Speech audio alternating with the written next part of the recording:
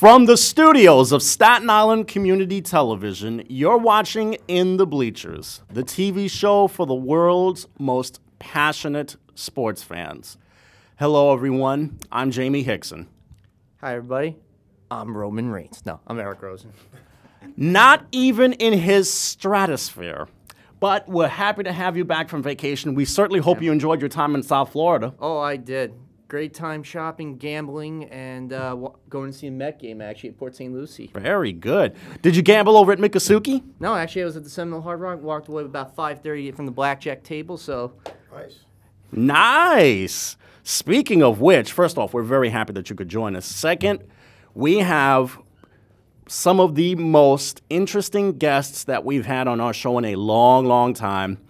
Even though it's March, which means the tournament and spring training and close to the end of NBA and NHL seasons. And WrestleMania 32. And, of course, WrestleMania is right around the corner, which is something that I'm really, really iffy on. It's still football season. This just goes to show you, just because they're not playing games now doesn't mean that the season is over. We have two very special guests from a semi-pro team called the New York Predators. We've got two of the coaches over here. We have Billy Seema and also Matt Aiello. Gentlemen, welcome. How are you? Thank you very much. Good. And also joining us out in the lobby right now with Kenny Graham on the other side of the glass, I think we have, 5, 6, 7 players from the Predators as well? And all of them have championship rings. There you go. There you go, buddy. Man. First off, I have to say, when are we going to be seeing these guys in the NFL? Well, I don't know about that, but it's kind of tough to get an NFL. But, our NFL right here is on Staten Island, so that's the way we look at it, Well, if anything, at least these guys are still playing the greatest game in America right now. My favorite game of all the 4 major sports. This is America's game right now. There was a time when baseball was the game. Football is now America's pastime. Not only is it the greatest game, it's the greatest form of television and the greatest production as well. It's so beautifully shot and brilliantly produced that we just cannot wait for anything resembling the NFL or the college game, or even the semi-pro ranks for that matter. 6 months. Yeah. Sure. 6 months before the season begins, right? But for us. But for you guys, the season is basically right around the corner. Yep. So next week, next Monday, we start practicing. So for the season, and we open up in June. And for the record, you guys play in Major League Football. Yes, playing Major League Football League and MLF. It's been around, I think there's a 10th year anniversary. Yep. And, it's a pretty good league, and there's 24 teams in it this year from Connecticut down through Pennsylvania. And from what I understand, you competed in other leagues prior to Major League Football, correct? Right. Yeah, we were in local leagues called the Garden State Football League, then the United Football League, which was spanned to southern, I'd say, Virginia. Yeah, Virginia. Then we had the RFL, which was from New England up down again through Virginia. Actually through the Carolinas at one point. And before that, we were in the NAFL, which was basically spanned the whole country. So how did you go from one league to another and on and on? Well, yeah, I mean, basically what happens is that, certain leagues, I didn't like some of the things that were going on in certain leagues. So, one time or another, we just left.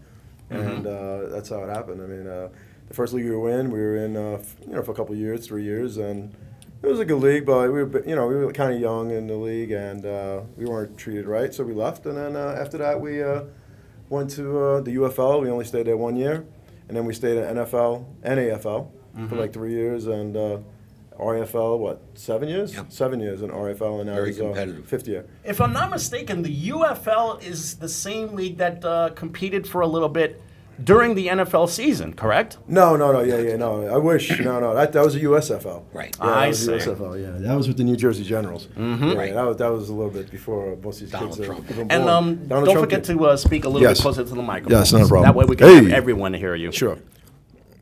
Go right ahead.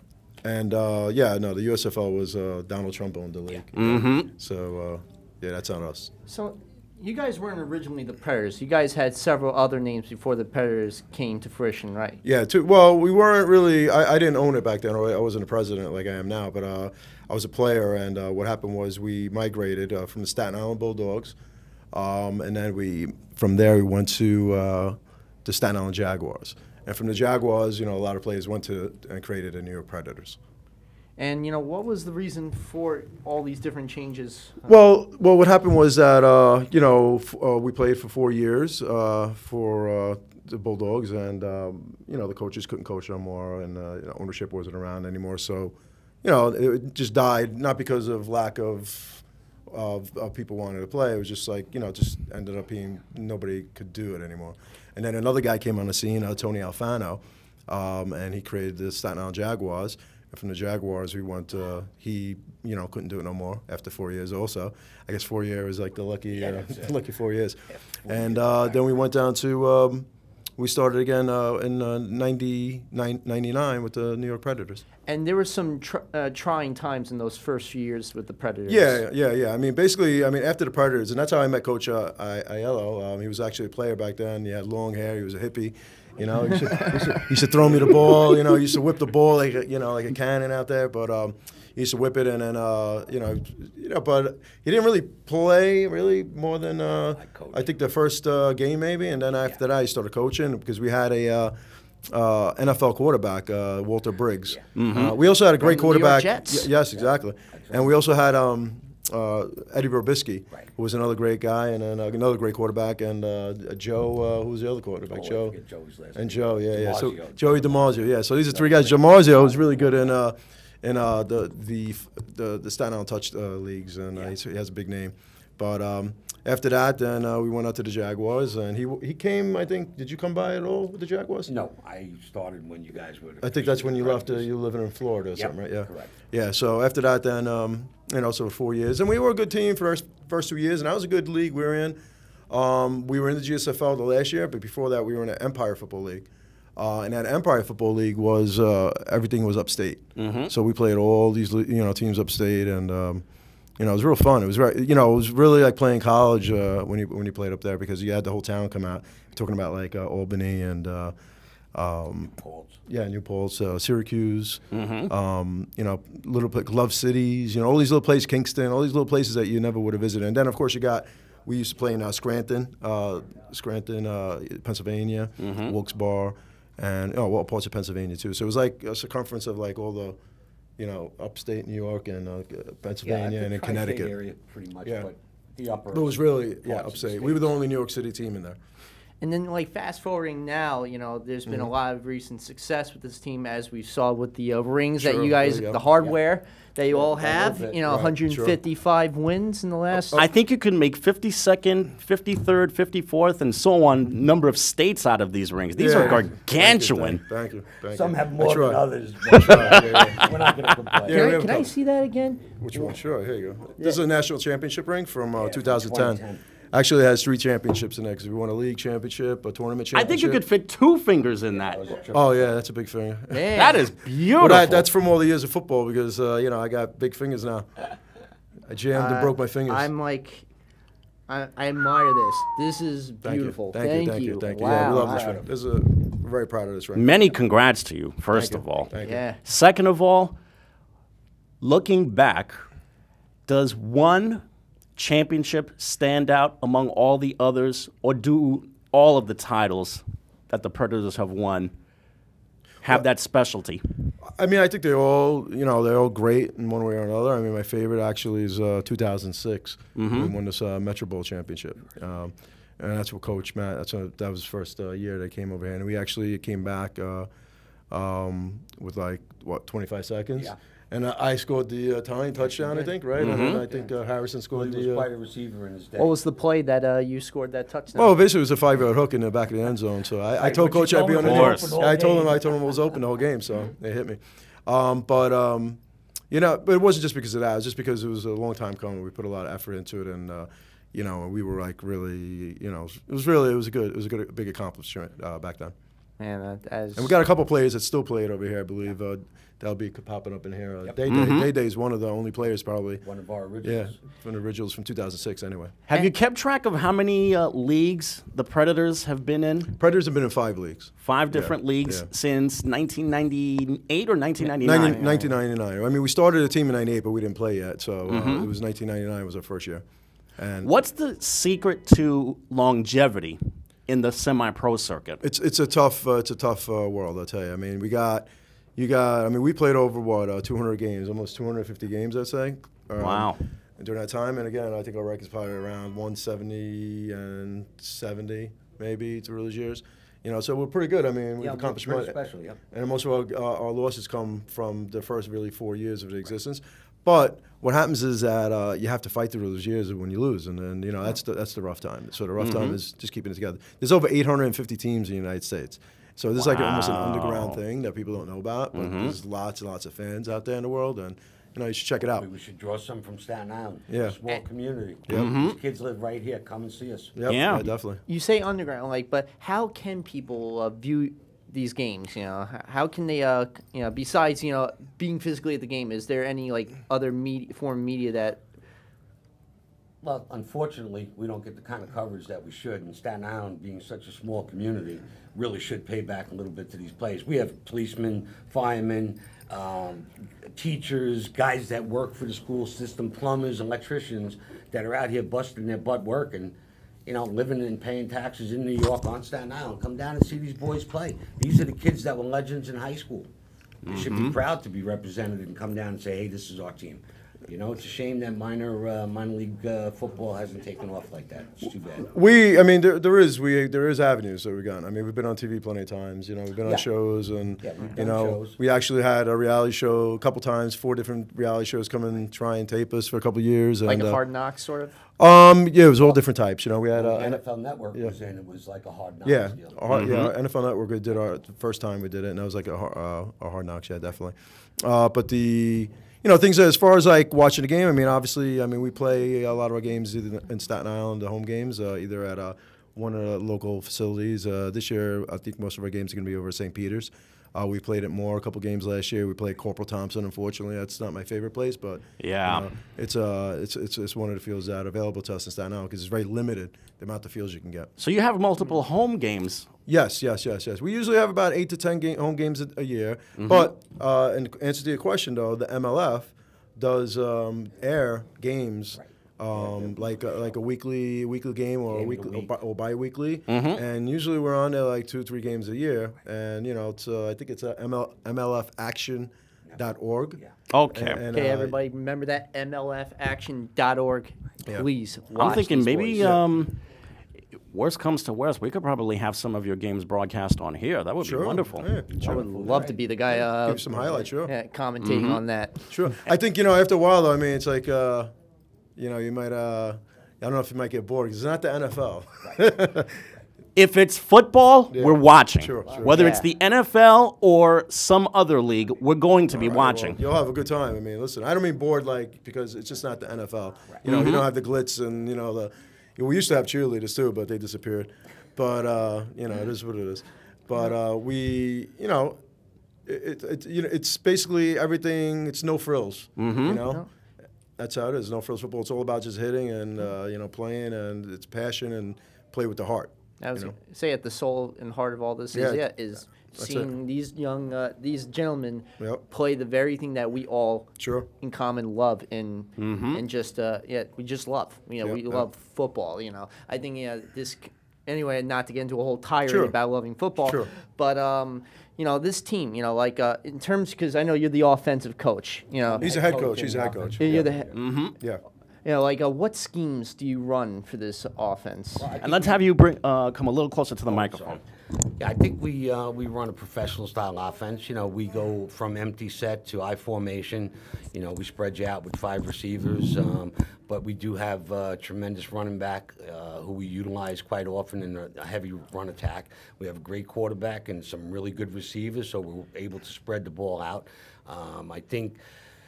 Most of these kids on Staten Island are familiar with the run and shoot style offense that was created many years ago. Brought through Wagner, Tottenville High School, formerly was a coach at Tauntonville High School under Jim Munson.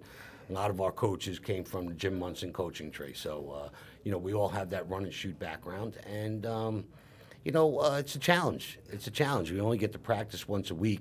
So, you're not as fine-tuned as you'd like to be. But our team, we've been very lucky that we've been consistent with having a core group that returns every season. And quite honestly, that makes things flow a little bit smoother. We're not relearning a lot of stuff. We're just refining it, Do you ever experiment with some other forms, or just Well, I'll tell you the truth. If you came and saw a game, quite frankly, there is no other offense. We run it all, and that's just the way you have to be. And every team in this league does that. I mean, it's very competitive. Bill said it's not the NFL, it's not college by any means, but let me tell you, it's 40 hard-working guys that coming out and busting their butts every week. And playing 16 minutes. Having to get up Monday morning and go to work. Yeah. Wow. Okay, so it's not like, you could be late for class or, hey, I don't have to start practice again until Wednesday. No. You're back to work on Monday morning, and you have to be a dad, and you have to be a husband, and you have to be a father. All these things. So, it's a real testament to these men, and quite frankly, I think that's what makes it so enjoyable. On touching what Coach was saying, some of the coaches that have been involved with semi-pro and Staten Island, like who's who. We had Paul Barquita. Yeah. Who was one of he was basically started the Staten Island Bulldogs. He's basically the one that started everything. Great coach. He coached with him. And then we had Craig Rocco, coached with him. And then Jimmy Munson coached with us. He coached with us with the Bulldogs. So a lot of big time coaches on Staten Island. Actually, a lot of them started with the Bulldogs or the Predators or the Jaguars, which is and not to mention a lot of our players now. They not only coach, little kids, but some of them are coaching high school now. Not head coaches, but they're coaching the local high schools. Speaking of those players, you know what? Let's bring a few in. Sure. I think it's about time that we bring a couple of the guys in. Who wants to make their way in first? All right, here we go. Yeah. Should we get up? Yeah, that'd be fine. Yeah. Gentlemen, thank you for your time. Thank you so much, guys. We'll have you back in just a few. Come on, Daddy. We got one of the guys here, and I think the others are trying to decide as to who's going to be. Is it going to be like the rock, second paper, one. scissors? Well, there they are. All right. What's going on, fellas? Gentlemen, a pleasure. Please introduce yourselves. Darnell Norman, offensive guard. I'm Daquan Williams, a.k.a. D-Train, that guy that moves the pile. That's right. Yes, I like that name. How would you best describe yourself as a player? My animal. That's it. I want to win, and I'll do anything to win. Discuss the rest of the offensive line that you guys have.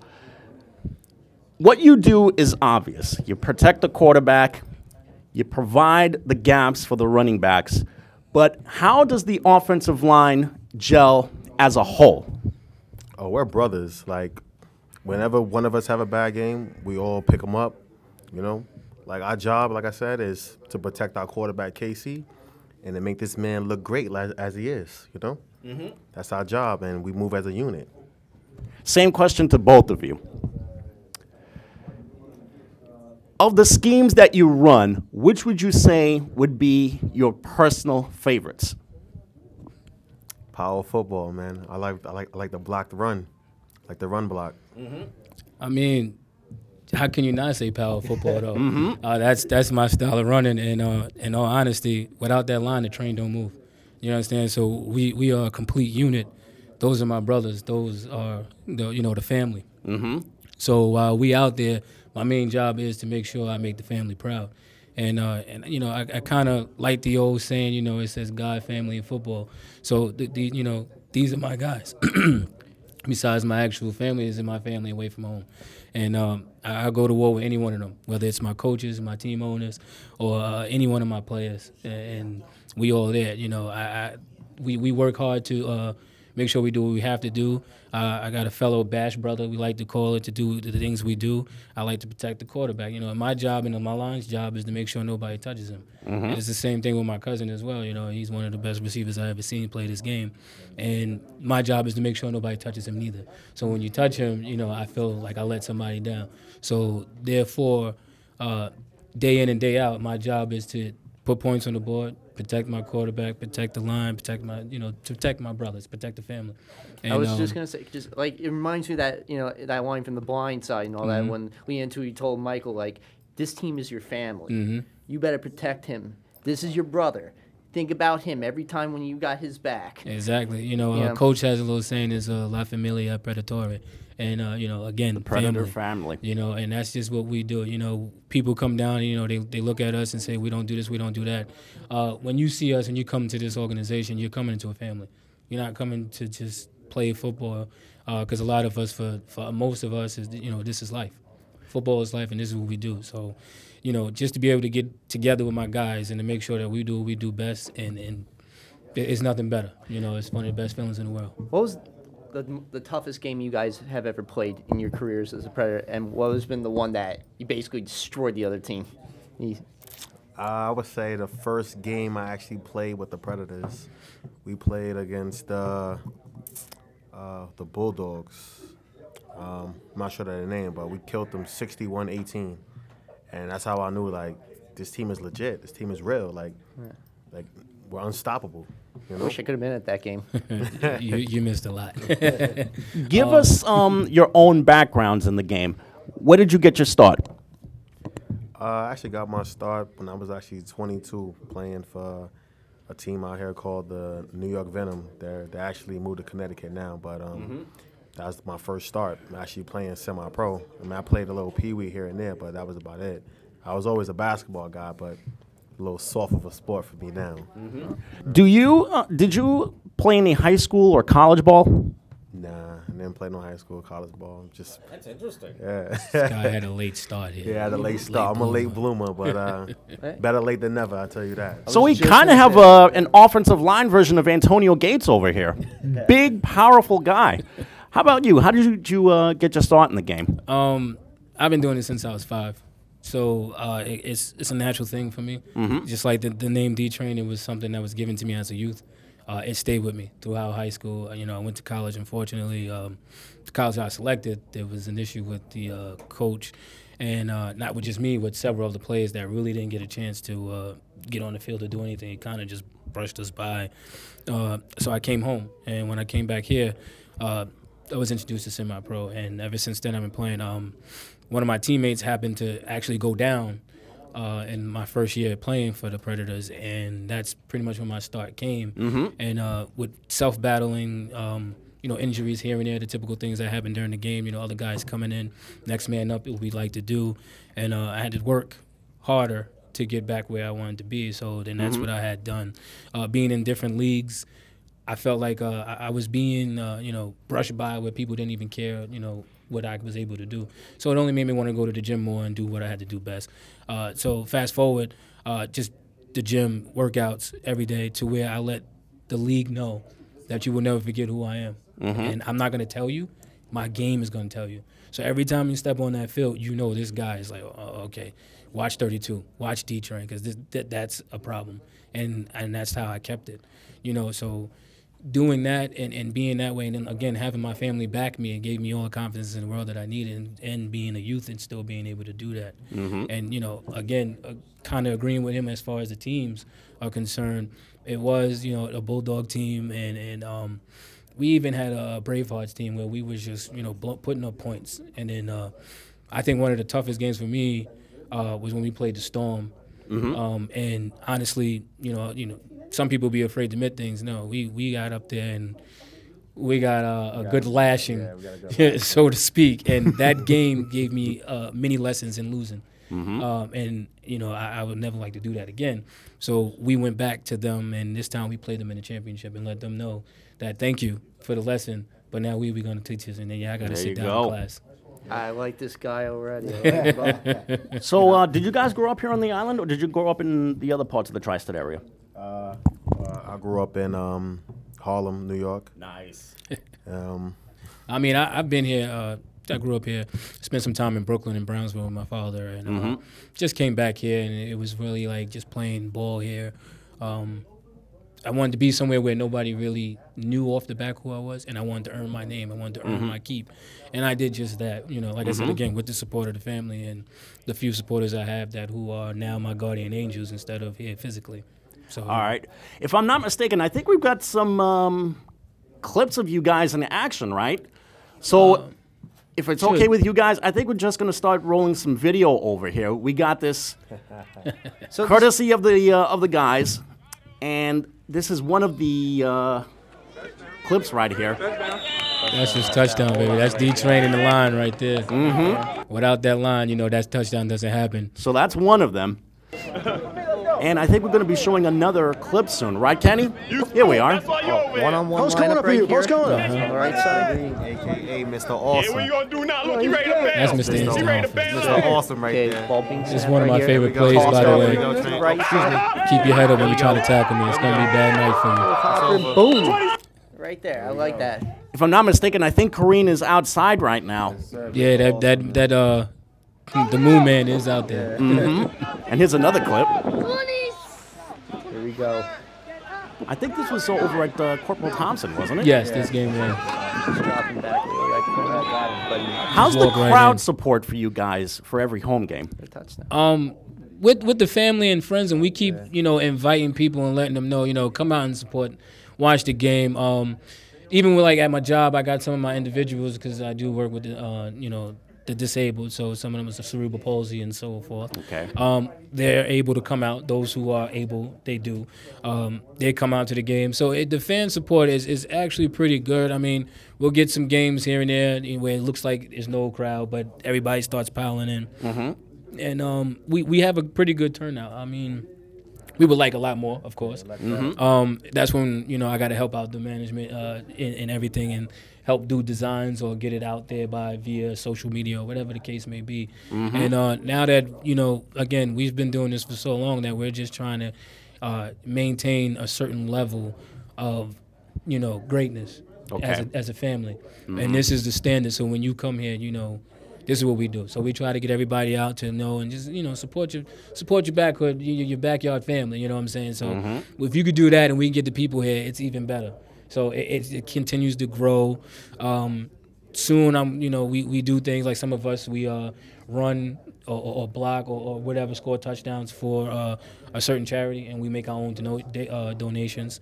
Like for myself, I do breast cancer. I'm close to that because I have some family members and friends that suffer from that, and some beat them and some haven't. So what I like to do is every year in October, I rush for whatever the amount of yards I am, and I donate my own money, and I also try to have a sponsor come in and maybe donate a watch or shoes or anything to raffle it off and give everybody the opportunity to just say that they're supportive as well. And again, with family, the family does. We had another teammate of ours, Sean. He did the same. He had shirts and sold shirts, and everybody bought a shirt for his cause. So, like I said, we're very supportive, and we like a family that every family bump heads. So we'll bump heads here and there, but when it's game time and when it comes down to it, it's busy for us to it gets down to us being more productive with each other and making sure we do what we're supposed to do. Your brothers on the field, basically there for each other and all that. It's a family, like you mentioned earlier. Yes, sir. And that's just beautiful. That Yes, is sir. really beautiful. And those plays, awesome. Loved watching that. They don't happen without him and the rest of my line. I actually owed them a steak dinner, because they helped me get over 1,000 yards. So I got to pay for a steak dinner. Right. All right. I want that A1 steak sauce. All right. If it's okay, I think we got can bring in a couple more players, right? Yeah. I know Sure, one of why them not? is definitely chomping at the bit to be in here. Come on in, gentlemen. Let the young boys Gentlemen, come in. thank you. Thank you. D-Train. Yes, sir. All right. Gentlemen. It's my quarterback and Mr. Awesome right here. Oh, my. So, gentlemen. Go on and introduce yourselves, gentlemen. Good. I'm Casey Nunez, quarterback for the New York Predators. Kareem Moon, receiver, defensive back, kick, punt returner. Mr. Everything. Yeah, Mr. Everything / MVP, What's up? As the quarterback, do you pattern your game after some of the guys in the higher league, or do you like to carve out your own identity as a player? I like to take things from, other players, the greats that are in the NFL and stuff like that. I take little things and try to like combine it all and mix it in with what I do, So it's like, I take a little bit from everybody and come mix it and just, try to get the job done. That's pretty much what it comes down to. Do you have a favorite style of play that you like to run? For example, do you consider yourself more of a pocket passer, or do you like to scramble around with the ball a little bit more? I like to scramble around a little more. I'm not as fast as I used to be. I'm still pretty effective. Never was fast. Yeah, watch your mouth. But I like to scramble around and make plays. I mean, I could do both, but I like to prefer to run around, and I like to run around and hit people, even though I play quarterback. What's the farthest you've ever thrown the ball? In a game? Yeah. I don't even know, honestly. I'd probably say maybe like 40, 50 yards. We usually we got quick hitting patterns and stuff like that. We don't really have like deep balls like that. A lot of crossing route plays. Yeah, short little slants and like bubble screens, hooks, stuff like that. Just let them get the ball and make a play. Pretty much. Mm-hmm. So, basically, that's how I gotta do it. Basically. Remind everyone once again what position you play. I play everything: receiver, corner, running back. I ran the ball, wildcat, quarterback. Kick, do you prefer return. one position over another, or do you like to play every single assignment that you're sent out onto the field for? Basically, that's what I like to do. Wherever I'm needed, I'll play, and then I just make plays from there. So offensive side, defensive side, special teams. No matter where I'm at, I'm always a factor. Where do you feel that you're the most effective? That's hard. That's hard. It's either at receiver and return. Return, man. I take everything from things from Deion Sanders, Devin Hester, Deshaun Jackson. I watch those guys while I was in Ted Ginn Jr. Yes, a lot of guys. I take their style of running back kicks. Dante Hall when he did that 1 year. But I took the techniques of returning. I did it from when I was younger. Actually, my first touchdown in Staten Island Boys was a 65-yard punt return. I'm always gonna remember that. It was against the Falcons and everything. Talk about your own backgrounds in football. How long have you been playing the game? I've been playing the game since about 92, 93. So, it's been a while, my whole life pretty much. I took about, since then, I took about 3 years off. No, maybe a little more than now, actually, after high school. I went to college, played about 1 year at college. Then after that, I took about a couple years off. And I came back in 2010, was it? Yeah. And I came back, and that was my first year back. And won a championship. We won a championship that year, and we won a couple since then. This one right here. This one right here. That was, that was like my welcome back. See, let me know that I still had, a little bit left in the tank. In looking at you, I cannot help but think that you have this resemblance to Stephon Marbury. You could probably pass for his younger brother. It's true. I mean, you've got the look.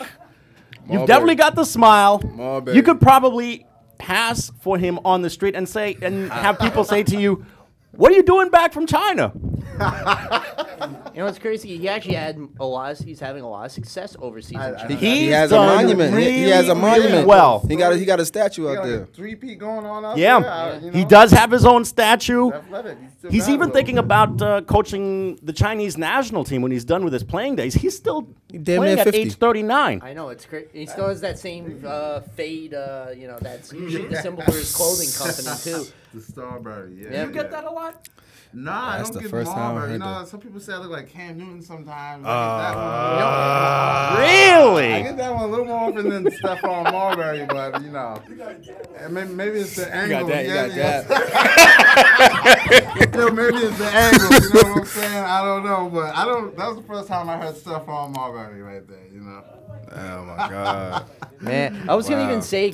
Not Cam, but when you talk about your style of play, I was gonna be like Cam Newton or Colin Kaepernick. Yes, those are like the they. That's the way he wants to be, but not as fast as them. But your style of playing, you said earlier about how you fashion your special teams after some other players. Why receiving wise? Is there any players that you look at, for wide receiving? Or? All small type receivers. Steve Smith, I've been watching him since he came in the Carolina Panthers.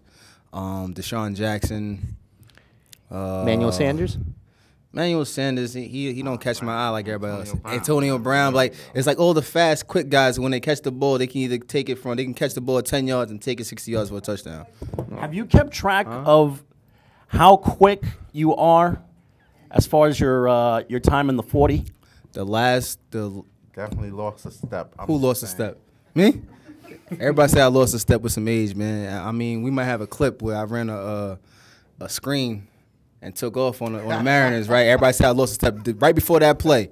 Remember that? I wonder if we have that clip. I don't know if there. They got that clip. I don't know. Kenny, if you're on the other side of the glass, give me. No, we don't have that clip. You lucky. Well, at least he's on the other side of the glass, but I think we might have some other videos in there that we may want to. It's on my YouTube, though. If you really want to see it, though. Oh, this is my reverse.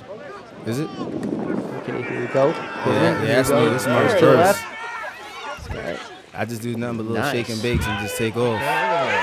Shake and bakes. And I'm down the sideline. Once I hit the sideline, I'm gone. I really like those cuts you made. Yeah, that's good cutback ability there. Well, I got that from Barry Sanders. Human joystick, we call them.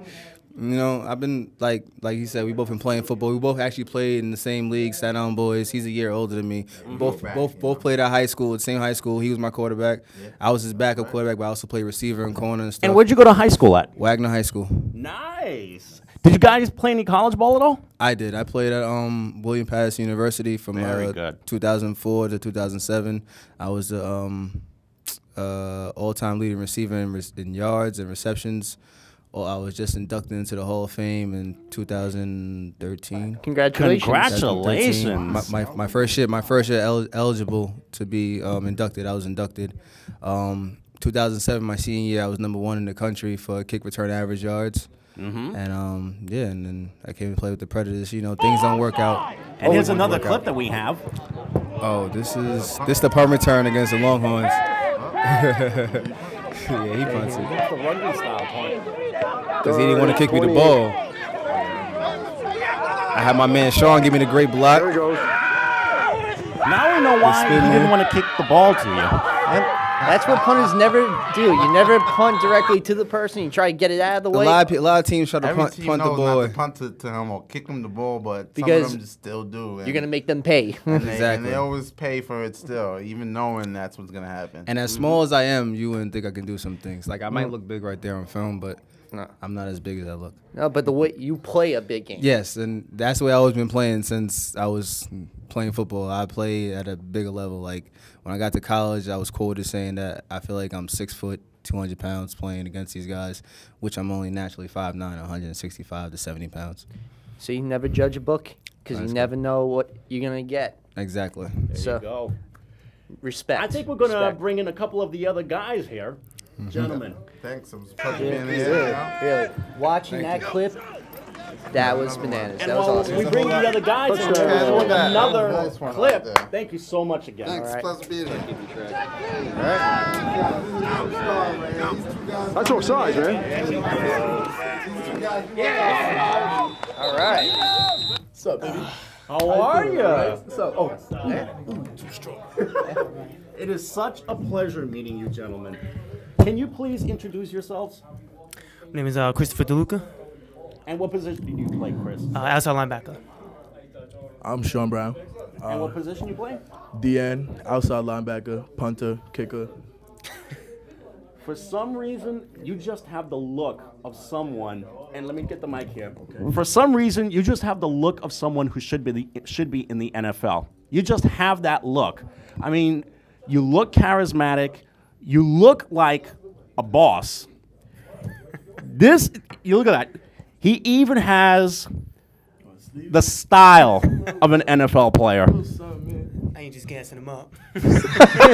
Seriously, there are just some guys who have that look of a football player. He looks like a football player. Huh. Talk about your background in football. How did you get started? I actually was bad in high school. I got suspended for a fight, but the fight, how it happened, I made a tackle without making a tackle, and the coach was like, when you come off suspension, come talk to me. And I hit a kid in practice on JV, and it was like, no, you hit him too hard. You got to come to varsity. Okay. I moved up to varsity, and ever since then, All City, Advanced All-Star, all 4 years in high school. I have rings, I mean. And where'd you go to high school? Curtis High School. A man after my own heart. Class of 1990. That's dope. 2013. See, I knew I liked you. See? Not only are you a Curtis graduate, Warriors, Look baby. at this we bromance that's are going on. Warriors. This is an actual bromance that we have going on. You don't recognize real. Of course, real recognize real. And where'd you play college ball, if at all? I didn't actually go, but I was committed to Fresno State. Wow. What could have been? Could have played with Derek Carr. Yeah. Fresno State has produced some really good football players. Of course, the Carr brothers. Many years ago, there was a guy who played... Devontae Adams, too. Devontae Adams also.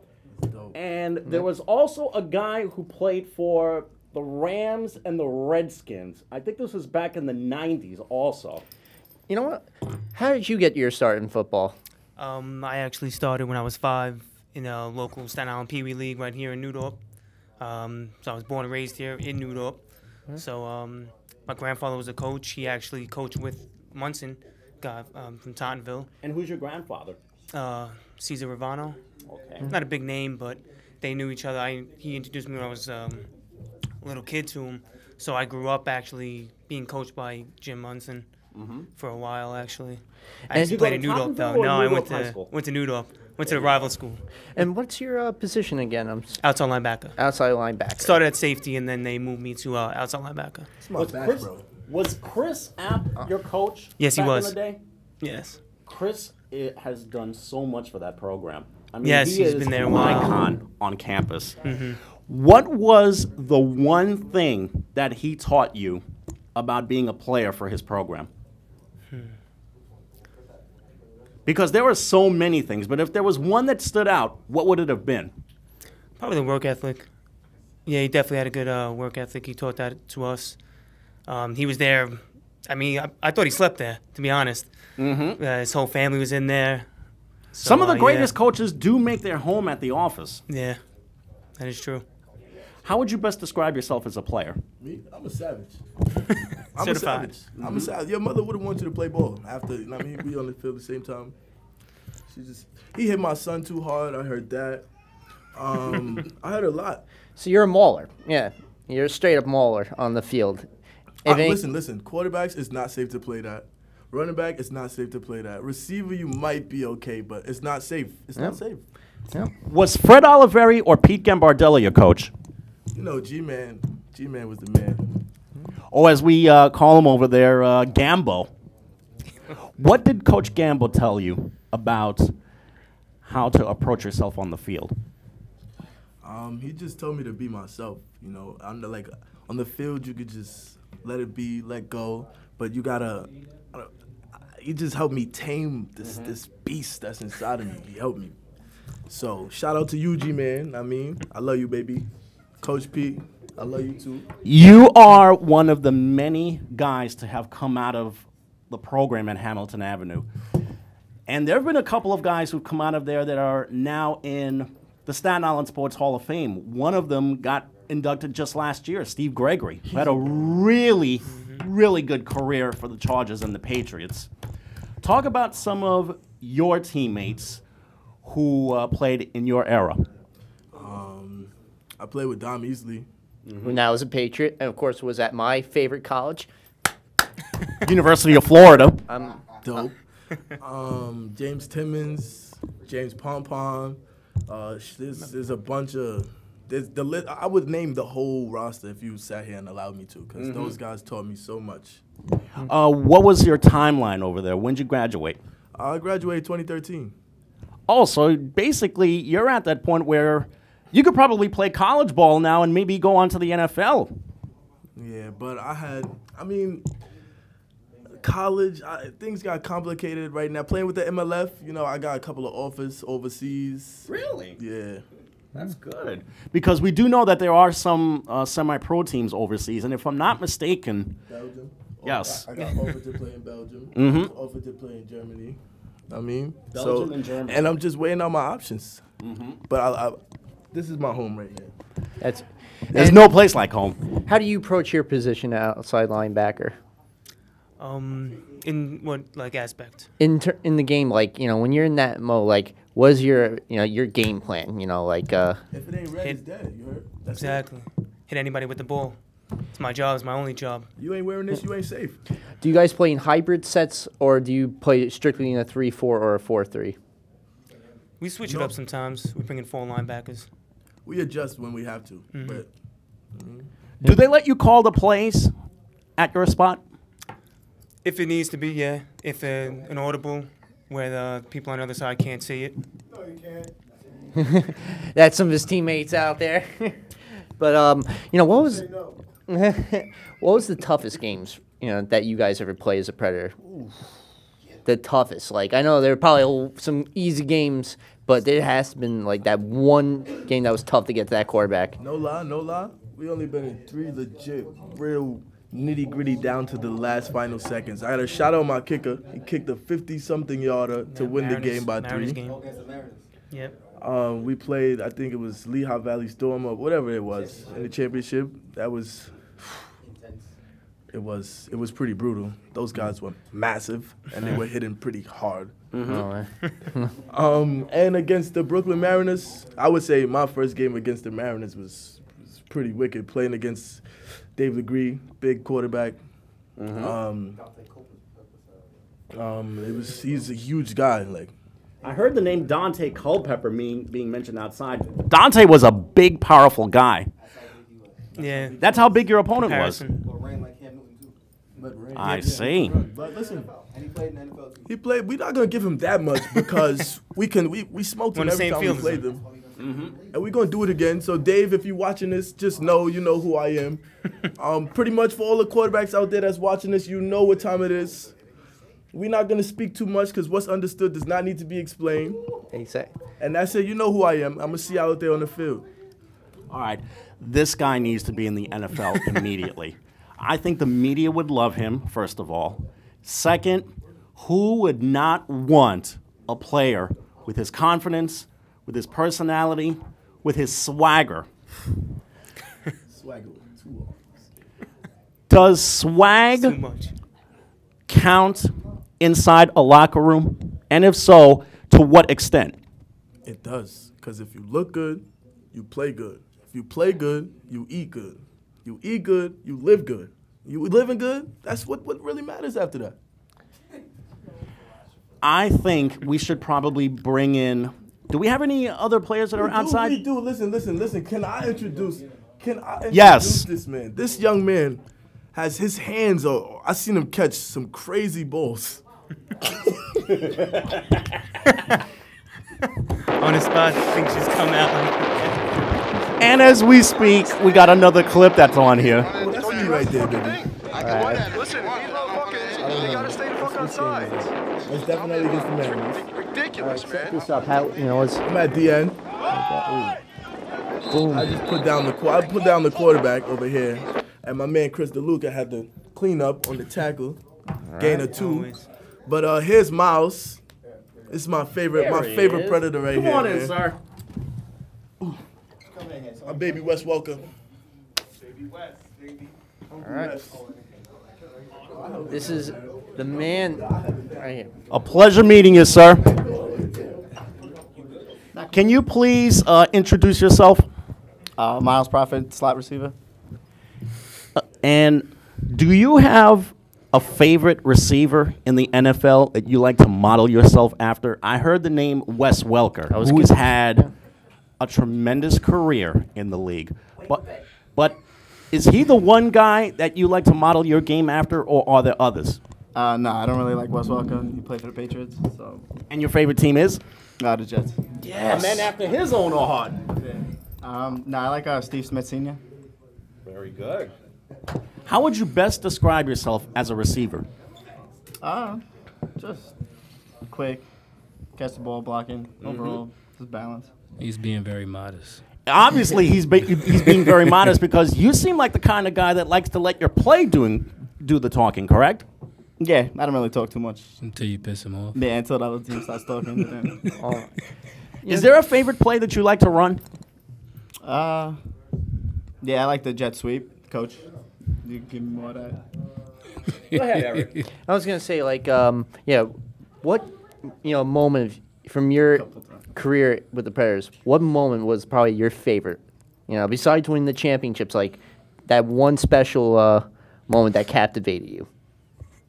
Just playing ball every week, just knowing that like you have a game every single weekend and winning. You always look forward to being on the field every single week, correct? Absolutely. Yes. When does your season start?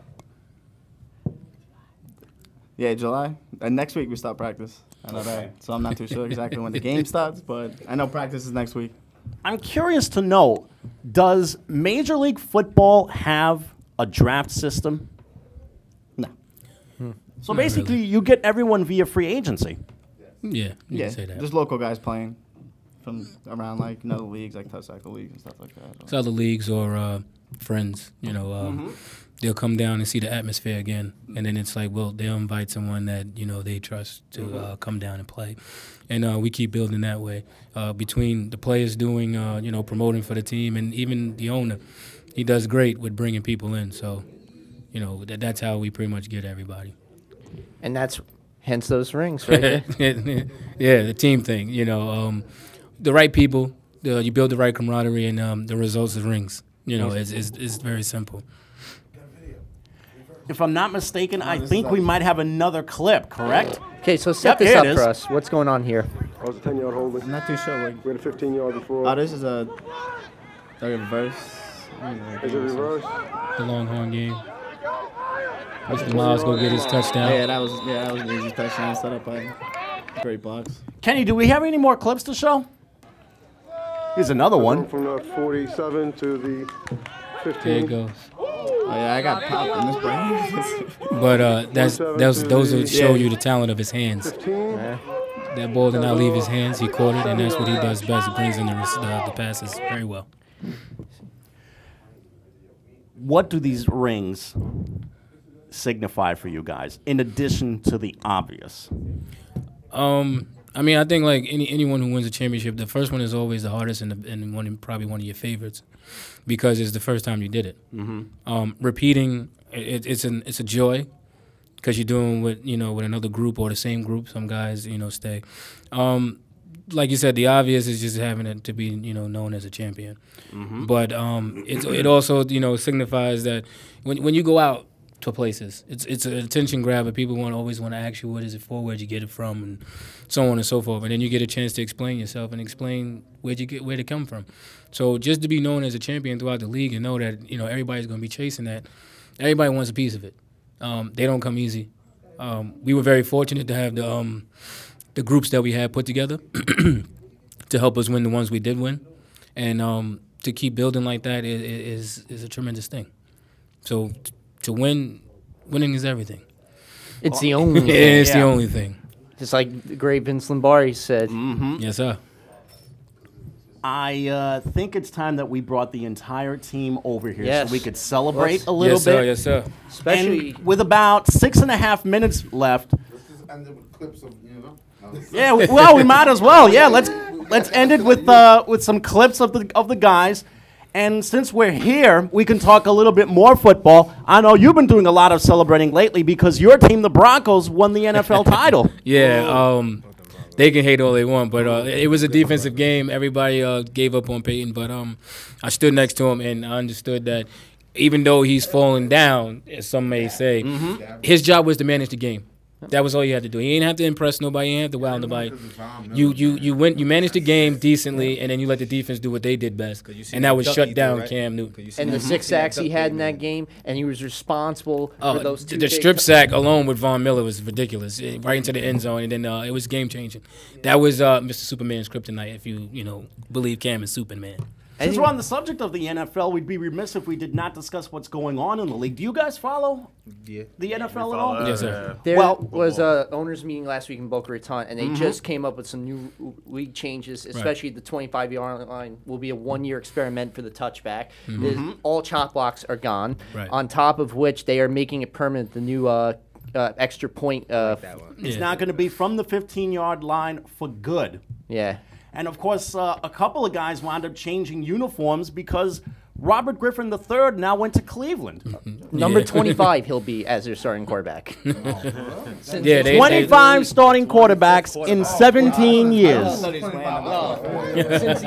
back, I've seen that. So another headstone they can put in Cleveland. Everyone that's like quarterback graveyard. We know that one guy does not make a team, but can he do anything to try and make the Browns interesting? I mean, do something, a little something. He had a good year, and if he could get that, whatever he had in Washington back, for, from 2012 when he had that crazy. He comes back healthy, and they got a good, I don't know what they got. You got to protect him. If you could protect him and let him come in and do the things he has to do, he can get better, and he needs his receivers like everybody does. You still need key parts. Is he gonna be the savior? Who knows? But can he help turn them around a bit? Yeah, and then, Hugh Jackson with quarterbacks and coaching, he's done very well with a lot of quarterbacks. So he may be able to help him, and maybe, RG3 can help him. So they can help each other. And we're not going to say that they're going to be, super duper dope, but they have a chance to do something. Damn, sure. And we just saw another clip of you guys in action. And here's another clip of you guys in action. Speaking of quarterbacks, what's going to happen with Colin Kaepernick? Is he going to stay with the 49ers, or is he going to be sent to Denver, as has been rumored for the last 3 or 4 weeks? We did want him. We definitely want him, but he's probably going to stay in San Francisco because of what they're asking for. And for what, as John Elway, he's going to look at it like, you want me to give you all of that for him? And in that aspect, they're going to be like, well, I don't think you're good for that. So I want to see what you can do for me, and then maybe we can talk in a contract. And I think Chip Kelly just needs to get that emotional intelligence that he apparently lacked with Philadelphia, as the owner said when he kicked him out. And on top of that, him and Cap have really got to come together because they are. I think it's a marriage made in heaven. Yeah. I think they fit very well. QB Gary, he's good, but Chip and him, they run exactly the same thing.